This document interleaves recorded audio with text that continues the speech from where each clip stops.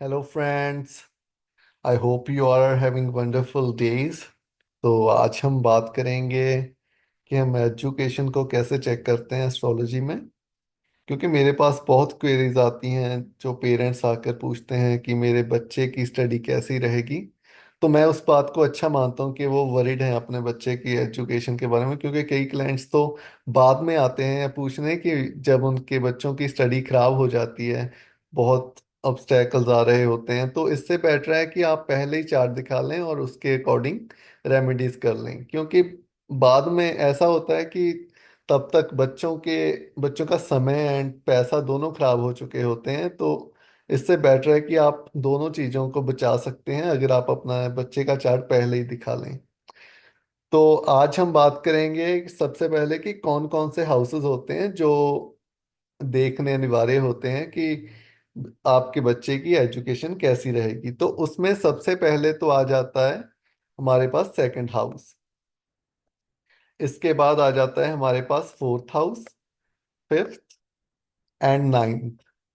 ये चार हाउसेस होते हैं जो बहुत इंपॉर्टेंट होते हैं अगर हम किसी के एजुकेशन को चेक करना चाहते हैं।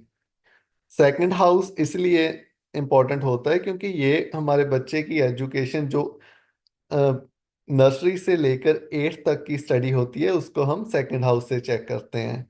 एंड ऐसे ही जो फोर्थ हाउस होता है ये एट्थ से लेकर ट्वेल्थ तक की स्टडी को दर्शाता है। एंड फिफ्थ हाउस जो होता है ये जो हमारी ग्रेजुएशन तक की स्टडी होती है ना, वो जो ट्वेल्थ के बाद एंड ग्रेजुएशन हम करनी स्टार्ट करते हैं, तो उसको हम फिफ्थ हाउस से चेक करते हैं। ऐसे ही जो नाइन्थ हाउस होता है ये पोस्ट ग्रेजुएशन जो आ जाती है, मास्टर्स हम करते हैं, पोस्ट ग्रेजुएशन करते हैं, मतलब आफ्टर जो ग्रेजुएशन की हमारी स्टडी होती है, ग्रेजुएशन से जो अबव लेवल की स्टडी उसको हम नाइन्थ हाउस से देखते हैं। पीएचडी करते हैं वो भी नाइन्थ हाउस से चेक की जाती है।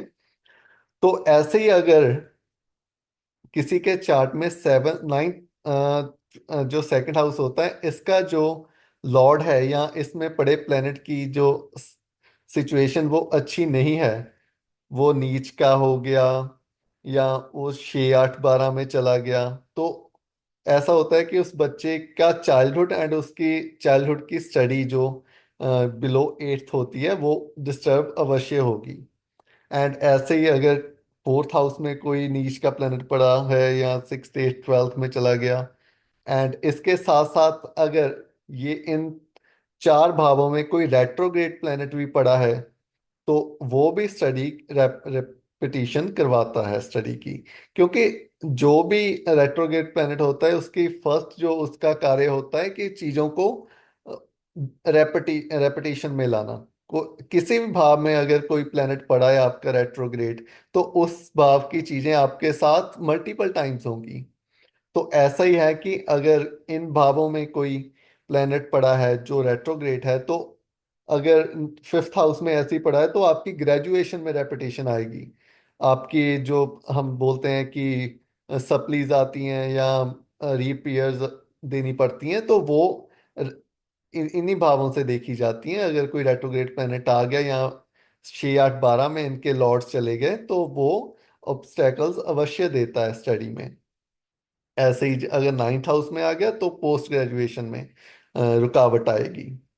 तो ये तो हमने बात कर ली कि हाउसेस कौन कौन से इंपॉर्टेंट होते हैं। तो ऐसे ही आ जाए कि प्लैनेट्स, हम प्लैनेट्स की बात कर लेते हैं कि कौन कौन से प्लैनेट्स हैं जो एजुकेशन के साथ रिलेट करते हैं हमारे चार्ट में। तो सबसे पहले तो प्लेनेट आ गया हमारे पास जुपिटर, जो कि ज्ञान का कारक होता है।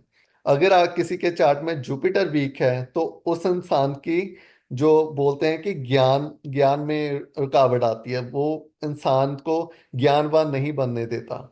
ऐसे ही अगर सेकंड प्लेनेट की बात कर ले तो सेकंड प्लेनेट आ गया हमारे पास बुध, मरकरी प्लेनेट।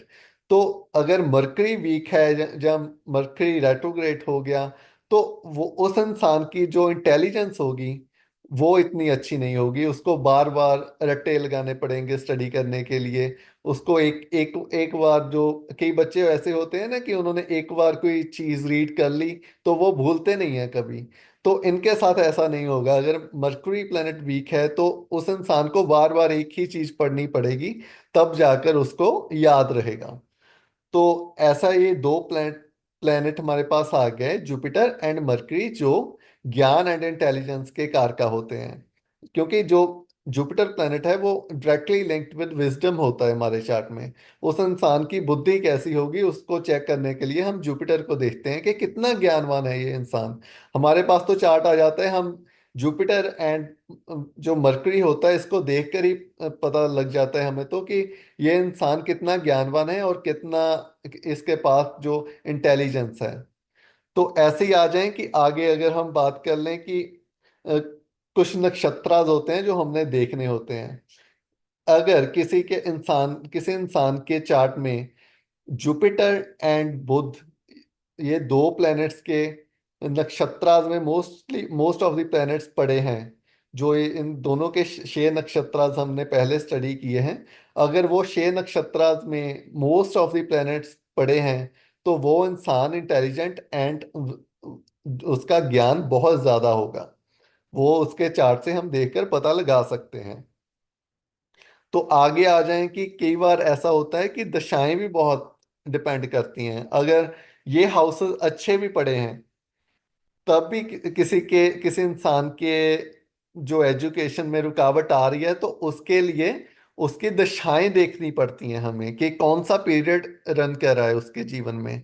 अगर उसकी दशा ही 6 8 12 की चल रही है, या जो उसके लॉर्ड्स हैं 6 8 12 की, या कोई प्लेनेट पड़ा है 6 8 12 में, तो वो रुकावट देता है। वो कोई भी इंसान वो कोई भी काम कर रहा हो तो उसमें ऑब्स्टेकल्स आती हैं उसको। तो उसके अकॉर्डिंग हम रेमेडीज देते हैं जिससे वो मिटिगेट हो जाती हैं और इंसान का जो भी काम है या एजुकेशन है वो सक्सेसफुली कंप्लीट हो जाती है। तो इसलिए मैं बोलता हूँ कि पहले चार्ट दिखाना बहुत जरूरी होता है।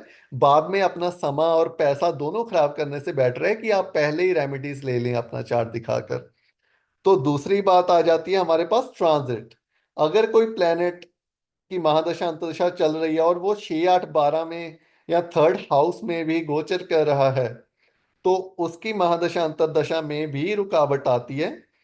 तो वो भी प्लेनेट देखने बहुत अवश्य होते हैं। तो ऐसे ही एक चार्ट हमारे पास आता है जो हम फाइनल कंक्लूड करने से पहले किसी को बताते हैं कि उसकी एजुकेशन कैसी रहेगी, और रेमेडीज लिखने से पहले हम वो चार्ट आ जाता है D24। वो हम एजुकेशन के लिए चेक करते हैं, और ऐसा नहीं है कि उसके बिना ही हम रेमेडीज लिख कर दे दें या उसके एजुकेशन के बारे में प्रेडिक्शन दे दें कि कौन सा उसके लिए एजुकेशन में कौन सी एजुकेशन फील्ड उसके लिए अच्छी रहेगी। उसके लिए D24 चार्ट देखकर फिर प्रेडिक्शन करनी पड़ती है कि क्या वो उसमें सफल होगा या नहीं। फाइनल कंक्लूजन पर पहुंचने से पहले हमें D24 का भी एनालिसिस करना बहुत अनिवार्य होता है। तो वो चार्ट थोड़ा सा डीप एनालिसिस का पार्ट होता है, वो हम किसी और दिन उसके बारे में बात करेंगे। मगर हर एक एस्ट्रोलॉजर को वो चार्ट देखकर ही किसी के एजुकेशन के बारे में कुछ बताना चाहिए और उसके अकॉर्डिंग ही उसको रेमेडीज देनी चाहिए। तो आज तो हमने बात कर ली कि कौन कौन से प्लैनेट्स हैं, कि प्लैनेट्स एंड हाउसेस होते हैं जो एजुकेशन के साथ लिंक्ड होते हैं। क्योंकि ये बहुत सेंसिटिव टॉपिक है जो एजुकेशन है इसके, क्योंकि इसके बिहाफ पर ही किसी को नौकरी मिलनी होती है और उसका फ्यूचर जो होता है इसी के बिहाफ पर तय होता है। तो इसके लिए मैं बहुत सीरियस लेता हूँ कि अगर किसी की एजुकेशन को प्रेडिक्ट करना है तो उसके चार्ट का एनालिसिस पहले ही करवाना बहुत ज़रूरी है। बाद में हम अगर अपने बच्चे का चेक करवाते हैं तो तब तक बहुत कुछ खराब हो चुका होता है। तो इसीलिए सबसे पहले आप अपने बच्चे का चार्ट दिखा लीजिए। अगर उसमें कोई रुकावट लगती है तो उसके अकॉर्डिंग आपका एस्ट्रोलॉजर आपको रेमेडीज लिख कर दे देगा। तो वो आपको अवश्य करनी चाहिए। अपने बच्चे से करवा सकते हैं, उसके एज डिपेंड करती है कि वो रेमेडीज कर सकता है। इसकी भी एक एज होती है कि कब उस बच्चे को स्टार्ट करनी चाहिए रेमेडीज करने। ऐसे ऐसे नहीं कि जो भी 3 4 साल का बच्चा है तो उसको हम दे दें कि पहले ही आप रेमेडीज करनी स्टार्ट कर दो। नहीं, उसके लिए पेरेंट्स को भी कुछ रेमेडीज दी जाती हैं कि आप अपने बच्चे के बिहार पर आपको ये रेमेडीज करनी है। तो ऐसे ही अगर आपको मुझसे कंसल्टेशन लेनी है तो आप मेरी डिस्क्रिप्शन में से आप ईमेल उठाकर मुझे मैसेज कर सकते हो। मैं आपको अपॉइंटमेंट दे दे दूंगा कि कब आप क्या, मैं एनालिसिस करूंगा आपके चार्ट का। तो ऐसे ही आगे हम किसी और इंटरेस्टिंग टॉपिक पर बात करेंगे। तब तक के लिए धन्यवाद।